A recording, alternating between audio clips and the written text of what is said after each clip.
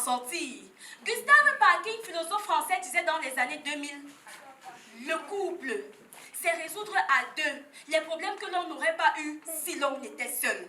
Mais de nos jours, est-ce que le couple sera-t-il devenu une femme qui doit résoudre toute seule les problèmes qu'elle a eus parce qu'elle a épousé un homme? Eh bien, mesdames et messieurs, c'est pour ça qu'ils sont là ce soir. On va essayer de comprendre cette émission. À sa passe ou ça passe. Merci. Alors, avant toute chose, je vais vous présenter le panel. Je vais vous présenter nos experts. À ma gauche, nous avons le professeur Jessie Félix, diplômé en psychologie des hommes infidèles et sociologie de l'infidélité à l'université de Baché Sud. Oui, je rappelle que Baché est le village du champion Francis Ngannou. Aucun rapport avec notre spectacle, mais je précise quand même. Et aussi, coucou à toute la population Baché qui ne nous regarde pas en ce moment, certainement à cause d'une coupure d'électricité, et aussi parce que le rêve de tous les jeunes Baché aujourd'hui, c'est de devenir des Francis Ngannou, et tout le rêve des jeunes filles aujourd'hui, jeunes filles Baché, c'est devenu des épouses des Francis Ngannou. Alors, Régie, est-ce qu'on peut éteindre en bas? Merci. Alors, professeur, vous êtes spécialiste de l'infidélité masculine. Vous êtes un disciple convaincu et convaincant du prophète Sacha Guitry. Vous êtes expert de la corrélation entre le type de femme qu'on épouse et l'infidélité du mari. Merci d'être avec nous ce soir. Bonsoir. Et je dirais que c'est un plaisir pour moi d'être ici. Vraiment un honneur pour vous de m'avoir sur ce plateau. Et comme je dis toujours, un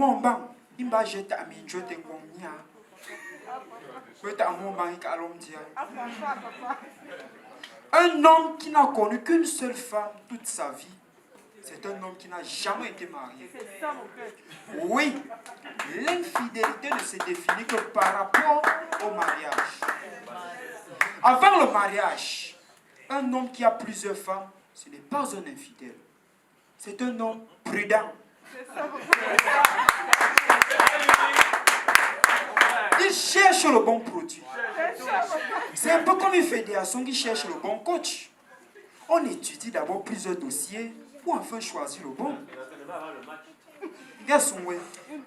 Merci professeur, mais attention sur la métaphore de la fédération. Car à la FECAFOOT, figurez-vous, on étudie plusieurs dossiers et quand on trouve le bon coach, on le fait virer. Sur ce plateau également, nous avons le docteur Diallo Aïcha, diplômé de l'université de Beka Osere dans l'Adamawa du Nord Cameroun, où elle enseigne à l'ISMADRI, Institut des mariages ratés et des divorces inutiles. Docteur, vous êtes spécialiste des droits des femmes cocufiées et expert en études des origines de l'infidélité. Merci d'être avec nous ce soir. Assalamu alaikum. Je vous remercie grandement pour votre invitation. Je vais directement rebondir sur la FECAFOOT. La FECAFOOT, c'est comme un homme marié qui a beaucoup d'ex. Car un homme marié qui a beaucoup d'ex n'est jamais heureux. Il passe son temps à dire, si je savais, j'aurais dû épouser Salamatou. Wallah, si je savais que tu étais comme ça, j'aurais dû épouser Amina. Non, j'aurais dû épouser Amina. Comme on dit c'est nous, un homme infidèle, c'est comme un serpent venimeux. S'il ne te mord pas, c'est juste qu'il est distrait.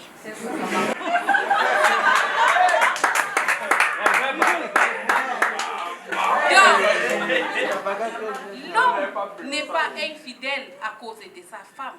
Non. Les hommes ont le droit à l'infidélité. Parce que ce sont les haies qui écrivent les lois. C'est pourquoi ma grand-mère dit toujours, le jour où les lions auront leur propre historien, les histoires de sas vont se terminer autrement. Docteur Diallo, qu'est-ce que vous pouvez dire, qu'est-ce que vous pouvez donner comme solution à ce couple?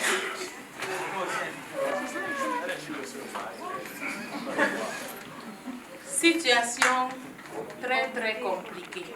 Wallahi. Madame. Oui, docteur. Un serpent venimeux est fait pour mordre. Et puis c'est tout. Votre mari vous a trompé une fois. Pas une seule fois. Plusieurs fois.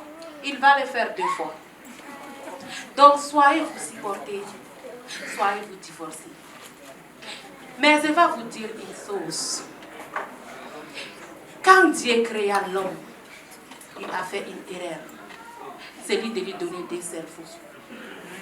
Un à la tête et un dans le pantalon.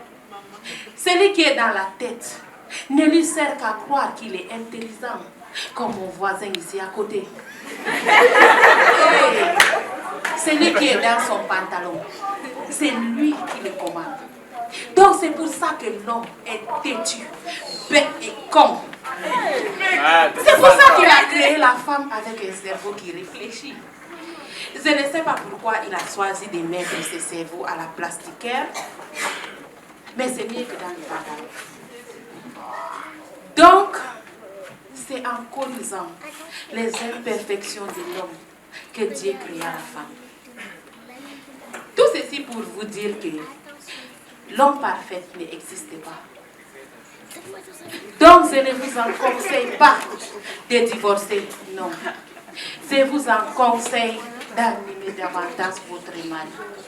Car si vous l'aimez plus, oui, le remède le plus efficace sur l'homme, c'est la souplesse, la douceur et la soumission.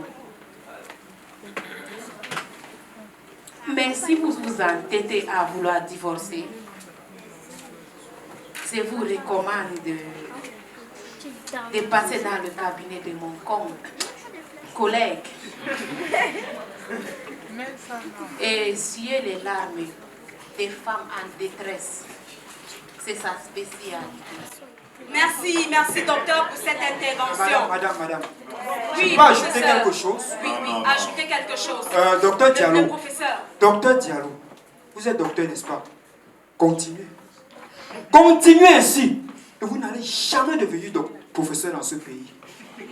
Et si vous vous amusez, on va vous affecter à Marois. Comme le professeur Messanga Nyamdi. Continuez. Merci professeur. Monsieur Joker avait quelque chose à préciser. Il y a des choses graves ou alors gravissimes sur ce plateau. Je crois que ma femme n'est pas malade pour aller en consultation. Non, je veux que ce soit clair. D'accord. Ma femme n'est pas malade pour aller en consultation.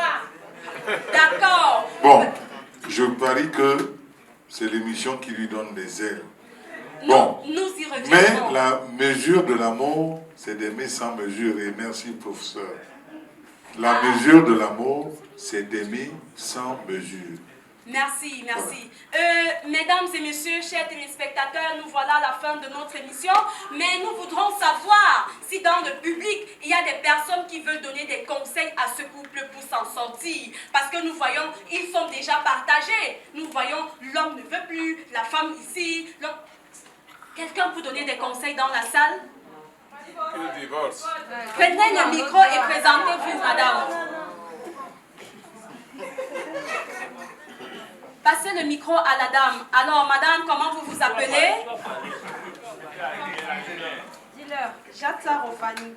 Alors, madame Rofani, dites-nous, quel conseil pouvez-vous donner à notre couple ici présent? Maman divorce. Bon, je rappelle qu'elle a déjà 7 enfants et 15 ans de mariage. Voilà. Le mariage, c'est pas une fin en soi. Divorce. Demain, c'est dimanche. Il y a un homme qui t'attend. Il y a un homme qui te cherche. Merci, madame. Quelqu'un d'autre peut donner un conseil? Oui, madame. Bon, présentez-vous. Marie-Thérèse Foyer. Oui, Marie-Thérèse. Je ne suis pas d'accord sur le fait qu'on dise qu'il faut divorcer. Si le problème se trouve sur l'effet de la tromperie, de l'infidélité de l'homme, elle se plaint uniquement sur l'infidélité de l'homme, pas le reste. Ça veut dire qu'il assume à ce qui concerne tout ce qui va dans un foyer. Et si elle est capable d'aimer son mari pour tout ce qu'il y a autour, elle est aussi capable de supporter l'infidélité de son mari. Tout ce que je peux dire au mari, c'est qu'en allant tromper votre femme, soyez prudent. Parce qu'en trompant votre femme, vous risquerez de vous tromper vous-même. Dans la tromperie que vous êtes en train de faire. Donc le dehors est mauvais. Revenez trouver votre femme et trouvez une solution de paix. Merci, merci.